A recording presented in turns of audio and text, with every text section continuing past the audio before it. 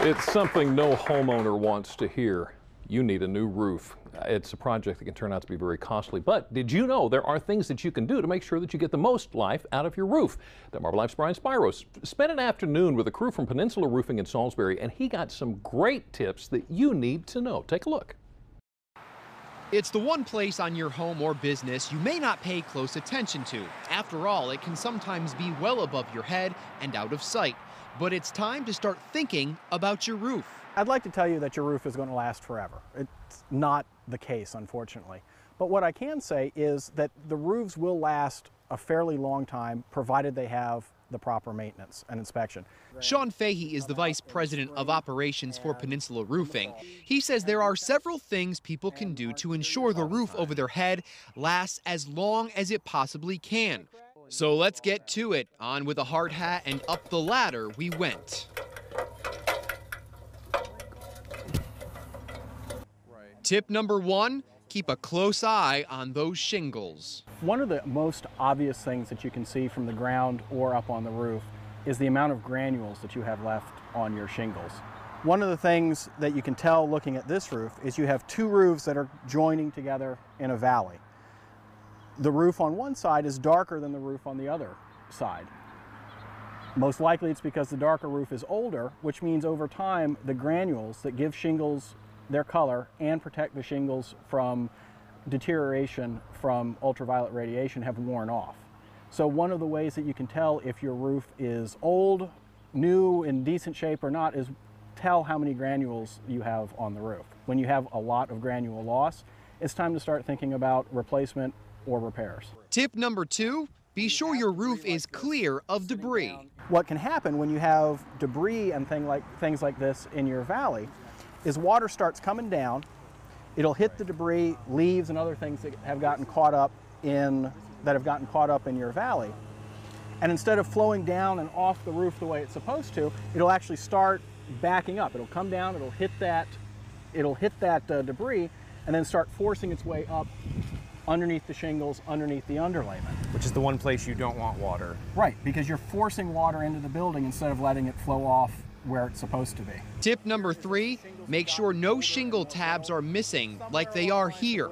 Some can easily be blown away by the wind, revealing the nails used to keep them in place, and that can spell trouble. Once you're missing tabs and you have exposed fasteners, that's another way that water can enter your building. Tip number 4, take notice of the seal around the venting pipes that sit on your roof. Vent pipes are something else people need to be paying close attention to on the roof. They are. Obviously you have to have them so that your plumbing works correctly in your house. But one of the things that happens is these rely on a friction fit in this flashing that goes over the pipe and seats down onto the roof.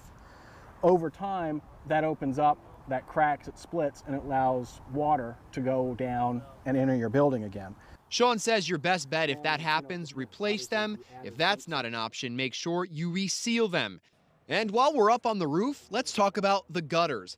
That brings us to tip number 5. Make sure they are clean. When water starts backing up in your gutters, it can actually flow up and over the gutter, can get underneath your shingles, and it can start to rot out that eave of your roof. That's something that also should be cleaned out and maintained on a fairly regular basis. Some other things to look for: make sure branches are not touching your roof. It can cause damage and unnecessary wear and tear.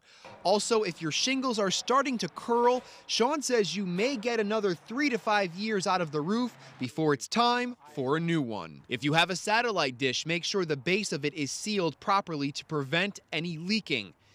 Sean says always call in a professional when work has to be done on your roof. It can be dangerous that high off the ground. Let the folks at Peninsula Roofing handle that.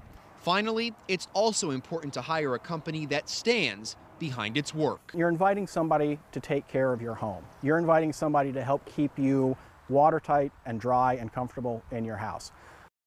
Now, it's also interesting to note that Peninsula Roofing has a maintenance and inspection program. Should you decide to enroll in it, they'll come out to your house and inspect your roof and gutters in the spring, in the fall. If there's any storm with winds up to 50 miles an hour or over 50 miles an hour, it passes through the area. And if that storm is named, there's something you might want to find out more about. Still ahead on Delmarva Life, it is the season for great seafood. The High Spot in Cambridge joins us next to show us what they got. Plus, this Saturday marks the first ever Cambridge Beer Festival. We'll get a preview. Delmarva Life, life at its best, here on Delmarva.